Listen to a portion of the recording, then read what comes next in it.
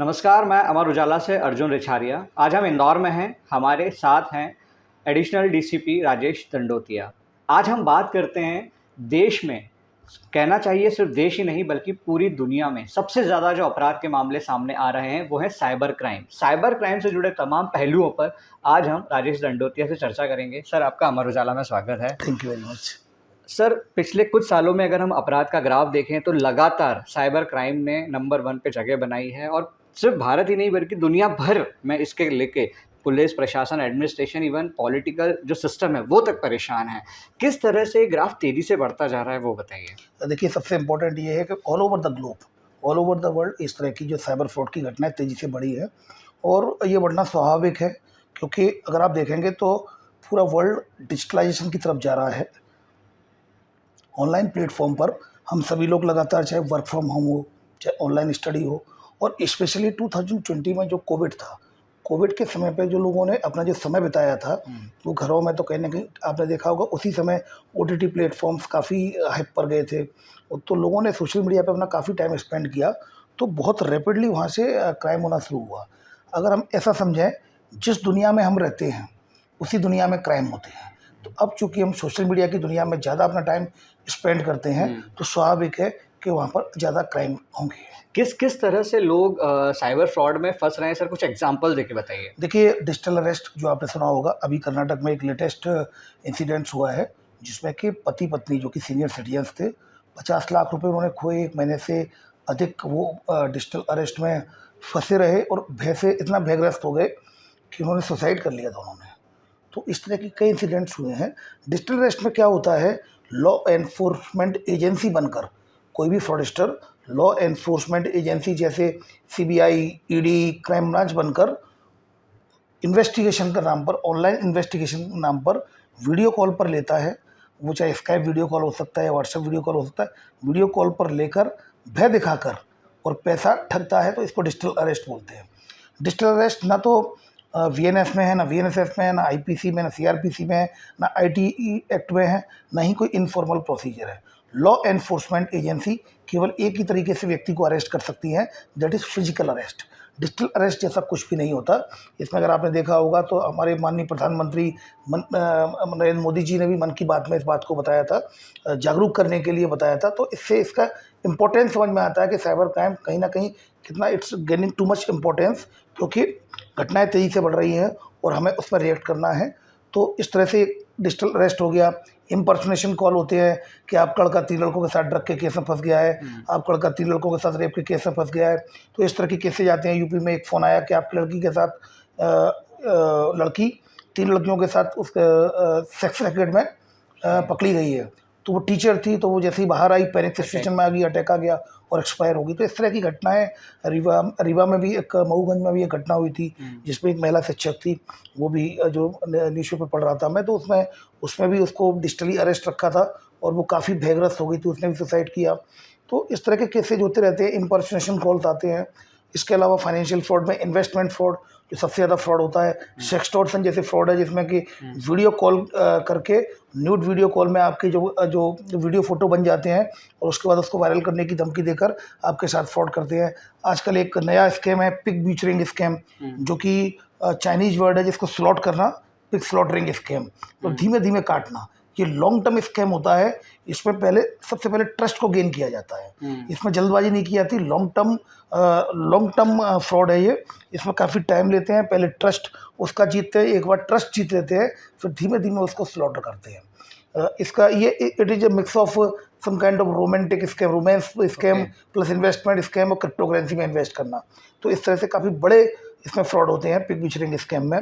तो ये jump deposit scam है जिसमें कि आपके पास फ़ोन आ जाएगा। जो रिसेंट ट्रेंड्स मैं बता रहा हूँ, अभी आजकल जंप डिपॉजिट स्कैम के भी काफ़ी केसेज हो रहे हैं, जिसमें कि आपके पास कॉल आ जाएगा कि आप गलती से आपके अकाउंट में एक डिजिट चेंज हो गई, तो गलती से आपके अकाउंट में 2000 रुपये चले गए और 2000 रुपये आए भी होंगे आपके अकाउंट में। फिर वो बोलते हैं कृपया ट्रांसफ़र कर दें। आप जल्दी से यूपीआई पिन डालते हैं, वो पेमेंट रिक्वेस्ट पहले से ही होती है, 1 लाख रुपये सीधे आपके कट जाएंगे। तो ऑलरेडी जंप डिपॉजिट स्कैम है, कॉल मर्जिंग स्कैम है। तो ये नए नए ट्रेंड्स भी आ रहे हैं। तो लगातार पुराने ट्रेंड्स तो चल ही रहे हैं, नए नए ट्रेंड्स भी आ रहे हैं और एआई जनरेटेड स्कैम भी हो रहे हैं। ओके, जिसमें वॉइस क्लोन कर लेते हैं। या इसमें एआई जनरेटेड स्कैम में वॉइस क्लोनिंग हो सकती है, डीप फेक हो सकता है, आप ही का वीडियो बनाया जा सकता है, डीप न्यूड हो सकता है जिसमें कि क्लॉथिंग होगी नहीं, लेयर नहीं होगी, और डीप न्यूड तो वो भी बनाया जा सकता है। तो कहीं ना कहीं एआई जनरेटेड साइबर क्राइम भी 2025 और 26 में इनका काफ़ी ज़्यादा मुझे लगता है काफ़ी ट्रेंड रहेगा। जब किसी को भी इंटीमेशन होता है कि वो फंस रहा है या कुछ गलत हो रहा है, तो सबसे पहले उसे क्या करना है? देखिए, सबसे इम्पोर्टेंट ये है कि अगर उसको लगता है कि वो फ्रॉड का शिकार हो रहा है या उसके साथ फ्रॉड हो गया है, तो इमीडिएटली 1930 पे कंप्लेंट करेगा। 1930 जो नेशनल साइबर हेल्पलाइन नंबर है, आप यूपी में हो, आप एमपी में हो, आप कर्नाटका में हो, आप केरला में हो, आप दुनिया के इंडिया में किसी भी कोने में हो, तो इंडिया में ये नेशनल साइबर हेल्पलाइन नंबर है 1930। अब 1930 पे आप कॉल करिए, तत्काल कंप्लेंट करिए। उसका फ़ायदा मैं बताता हूँ। अगर आपके साथ फ्रॉड 11 बजे हुआ है और आपने लगभग 11:15 पर कंप्लेंट रजिस्टर करा दी, तो लगभग 11:30 तक 15 to 20 मिनट्स में वो सारे अकाउंट्स होल्ड और फ्री हो जाएंगे जिनमें आपका पैसा गया है। तो वो जब होल्ड और फ्री हो जाएंगे तो कोर्ट के माध्यम से वो पैसा वापस मिल जाएगा। तो ऐसी संभावना बनी रहती है। अब जैसे क्राइम ब्रांच इंदौर की अगर बात करें अपन, लास्ट ईयर 2024 में 14 करोड़ 20 लाख रुपए विक्टिम के वापस कराए। इस साल हम अप्रैल तक लगभग 3 करोड़ के आसपास हमारा फिगर पहुंच गया है वापस कराने के। तो ये इंपॉर्टेंट होता है कि हम तुरंत 1930 पे कंप्लेंट करें। सेकंड है, 1930 में कभी कभी ट्रैफिक होता है, तो हम एक national cyber crime reporting portal है www.cybercrime.gov.in, आप इस ऑनलाइन रिपोर्टिंग पोर्टल पर भी आप कंप्लेंट कर सकते हैं। तो इसमें न केवल फाइनेंशियल फ्रॉड की कंप्लेंट होगी, बल्कि इसमें आप दूसरी कंप्लेंट भी कर सकते हैं जो कि सोशल मीडिया फ्रॉड कंप्लेंट्स होती हैं। जैसे कि आपकी फेक प्रोफाइल बना दी, फेक आईडी बना दी और आपको फिर उसको वायरल करने की धमकी देकर, या फेक अकाउंट बना दिया आपका। तो उसमें अगर आप जाएंगे तो उसमें सारे जो अकाउंट्स है, चाहे वो सोशल मीडिया जो इंटरमीडिएरीज हैं, जैसे कि फेसबुक, इंस्टाग्राम, ट्विटर, अगर आपकी फेक प्रोफाइल कहीं बनी है, अगर आपका कोई फोटो वहाँ पर वायरल किया गया है सोशल मीडिया में, तो उस पर्टिकुलर पे आप रिपोर्ट कर सकते हैं उस www.cybercrime.gov.in। उसमें बेसिकली 3 तरह के क्राइम है, human and child related crime, second है फाइनेंशियल फ्रॉड, और थर्ड है आप any other type of fraud, तो जो इन दोनों में कवर नहीं होती। तो इसमें आप काफ़ी बृहद है, तो इसमें भी आप कंप्लेंट कर सकते हैं। तो इम्पोर्टेंट ये है। इसके अलावा टेफकॉप जो www.sancharsathi.gov.in, ये एक वेबसाइट है जो कि telecom regulatory authority of India के द्वारा ये की गई है, टेलीकम्युनिकेशन जो डिपार्टमेंट है। और ये इस वेबसाइट में आपके पोर्टल काफ़ी इंपॉर्टेंट है, जिसमें कि एक टेफकॉप पोर्टल है। टेफकॉप पोर्टल के आधार पर अगर आप अपना एक मोबाइल नंबर डालेंगे और जो आधार कार्ड से लिंक है, और उसके बाद आप उसमें देखेंगे आपके नाम से ऑल ओवर इंडिया में कितनी भी सिमें चल रही हैं, तो वो उसमें आपको पता चल जाएगा, तो आप उसमें ब्लॉक भी करा सकते हैं। सेकंड है आपका KYM पोर्टल है, नो योर मोबाइल।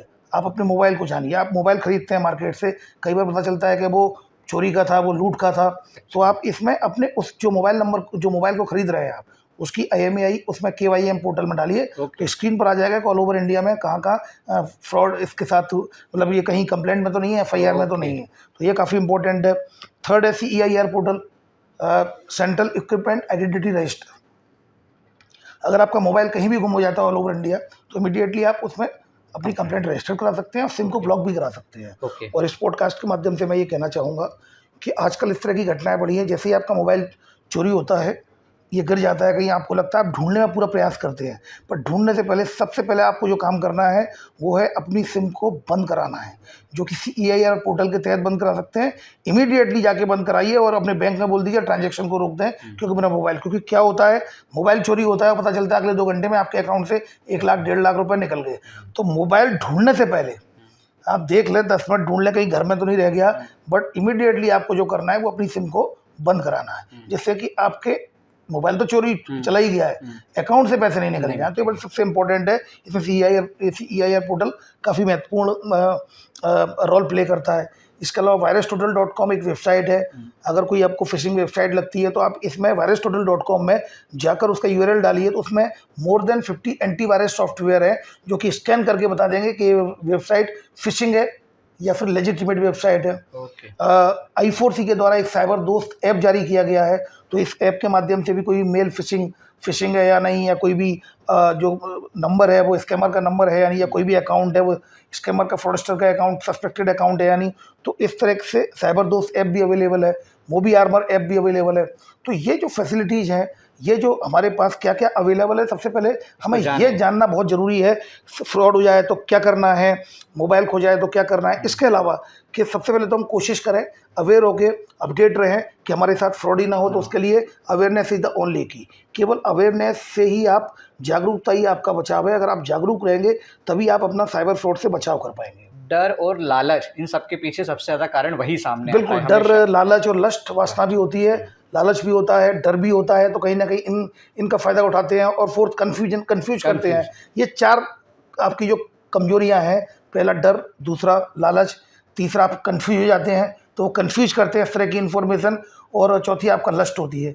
तो कहीं न कहीं सेक्सटॉर्शन जैसे, या फेक डेटिंग, जो प्रोफाइल ऐप की में जो प्रोफाइल्स होते हैं, या मैट्रिमोनियल में, जैसे आपने देखा होगा अभी एक केस आया था 2 करोड़ 68 लाख का एनआरआई के NRI के साथ, साथ। और वो जो बात कर रहा था वो लड़का ही था। हुँ। तो कहीं न कहीं इस तरह के जो फ्रॉड्स होते हैं उसमें हमें सावधानी और जागरूकता रखने की ज़रूरत सर, है। बहुत बड़ी संख्या में केस कंप्लेन रजिस्टर्ड नहीं होते हैं, लोग डरते हैं। जैसे कोई वैज्ञानिक हैं, डॉक्टर्स हैं, या गवर्नमेंट ऑफिसर्स भी हैं, वो डरते हैं कि उनकी आइडेंटिटी डिस्क्लोज़ हो जाएगी, पता चल जाएगा इतना पैसा उन्होंने दे दिया है। उन केसेज़ में आप क्या कहना चाहेंगे? देखिए, मैं ये कहना चाहूँगा, एनसीईआरपी में जब आप www.cybercrime.gov.in में जब आप रिपोर्ट करते हैं तो उसमें एक ऑप्शन आता है एनोनिमस। हुँ। तो आप अपनी आइडेंटिटी भी हाँ, छुपाकर ओके। रिपोर्ट कर सकते हैं।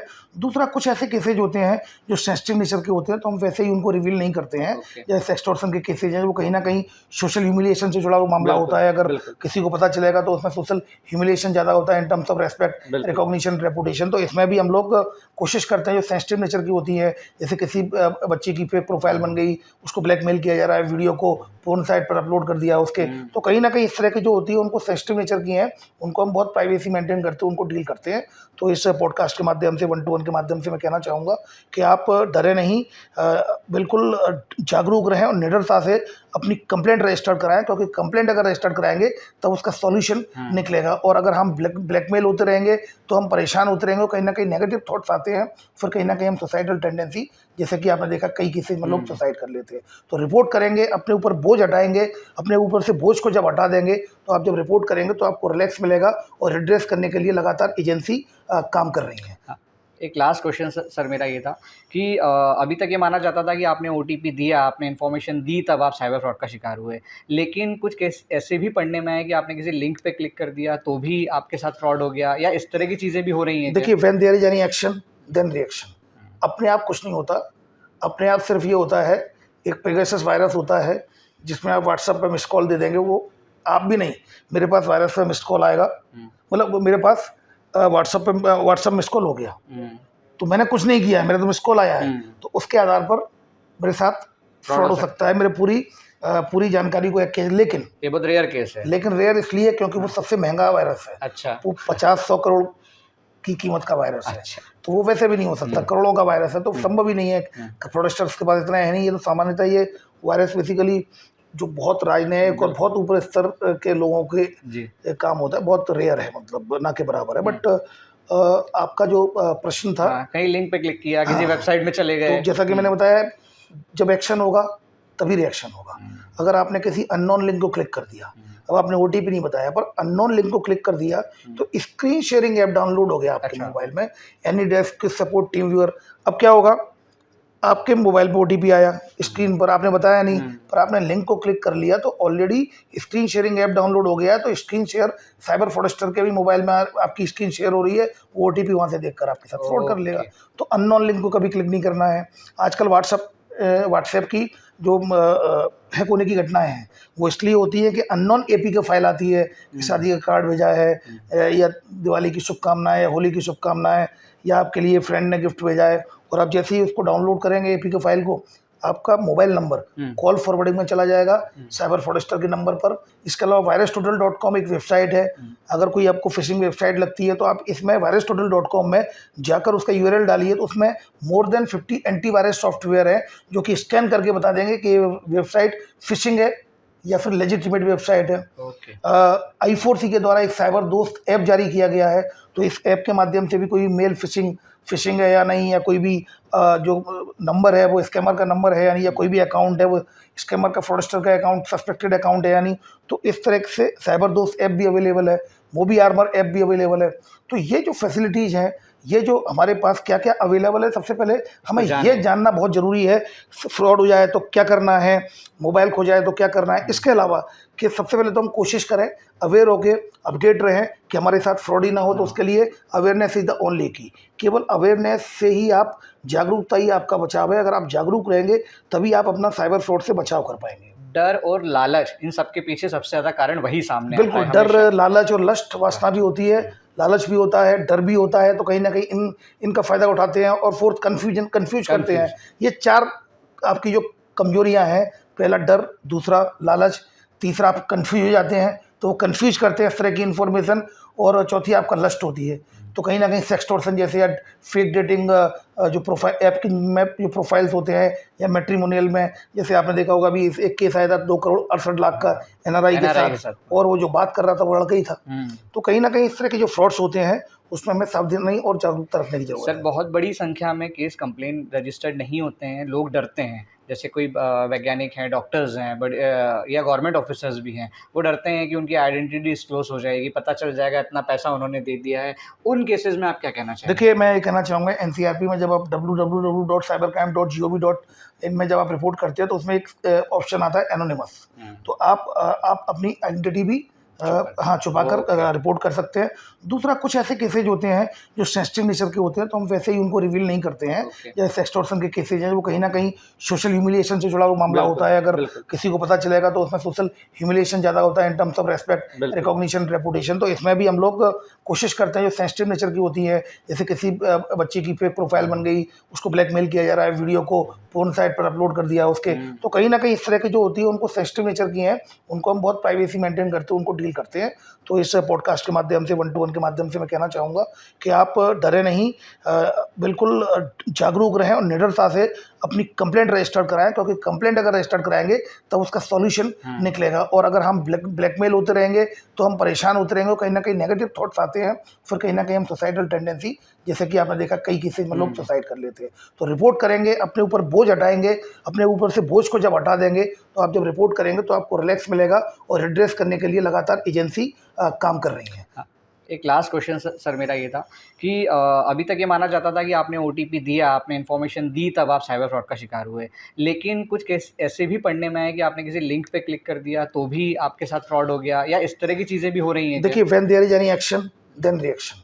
अपने आप कुछ नहीं होता, अपने आप सिर्फ ये होता है, एक पेगासस वायरस होता है जिसमें आप व्हाट्सएप पे मिस्ड कॉल दे देंगे, वो आप भी नहीं, मेरे पास वायरस पे मिस्ड कॉल आएगा, मतलब वो मेरे पास व्हाट्सएप मिस्ड कॉल हो गया, तो मैंने कुछ नहीं किया है, मेरा तो मिस्ड कॉल आया है, तो उसके आधार पर मेरे साथ फ्रॉड हो सकता है। मेरे पूरी जानकारी को हैक किया। लेकिन ये बहुत रेयर केस है। रेयर इसलिए क्योंकि वो सबसे महंगा वायरस है। अच्छा। वो 50-100 करोड़ की कीमत का वायरस है। अच्छा। तो वो वैसे भी नहीं हो सकता, करोड़ों का वायरस है, तो संभव ही नहीं है।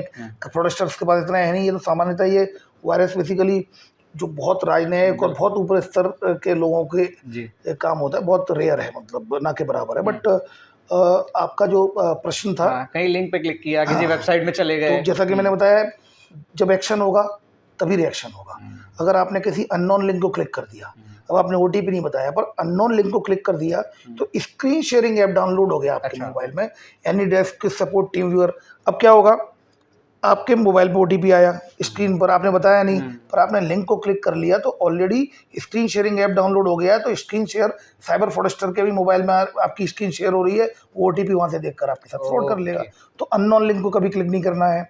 आजकल व्हाट्सएप की जो हैक होने की घटनाएं हैं, वो इसलिए होती है कि अननोन एपी का फाइल आती है, शादी का कार्ड भेजा है, या दिवाली की शुभकामनाएं, या होली की शुभकामनाएं, या आपके लिए फ्रेंड ने गिफ्ट भेजा है, और आप जैसे ही उसको डाउनलोड करेंगे एपी के फाइल को, आपका मोबाइल नंबर कॉल फॉरवर्डिंग में चला जाएगा साइबर फ्रॉडस्टर के नंबर पर, और साइबर फ्रॉडस्टर उसमें ओटीपी चेंज करके व्हाट्सएप का हैक कर लेगा, और फिर आपके फ्रेंड से पैसे मांगेगा। अच्छा सर, एक रेयर टाइप केस यहाँ पे मुझे देखने को मिला था, क्या वो सही है ये जानना चाहूँगा मैं। उसमें बताया गया था कि उन्होंने क्यूआर कोड स्कैन करा, लेकिन उनका कहना था हमने क्यूआर कोड स्कैन करने के बाद हमने पिन नहीं डाला, लेकिन फिर भी हमारे पेटीएम से पैसे चले गए या दूसरी कंपनी से चले गए। ऐसा कुछ हुआ है क्या? इस तरह का केस अभी तो अभी मेरे समझ नहीं आया, बट अभी एक केस के बारे में पढ़ रहा था न्यूज़पेपर में कि एक जबलपुर में एक खाली पहचानो इस व्यक्ति को, और उसने क्लिक किया तो तो उसके अकाउंट से 2 लाख रुपए चले गए, केवल फोटो ही। तो ये भी क्या है, स्टेगनोग्राफी के केसेज होते हैं। स्टेगनोग्राफी के माध्यम से आप कोई भी ऑडियो वीडियो के साथ पीछे कोई लिंक आप छुपाकर भेज सकते हैं। ओके। तो ये इस तरह के भी फ्रॉड्स होते हैं। तो देखिए, वो लोग अपडेट होते रहेंगे, आपको जी। भी अपडेट होना है। अगर आप पीछे रहे तो आप फ्रॉड का शिकार हो जाएंगे, क्योंकि आप जागरूक नहीं है।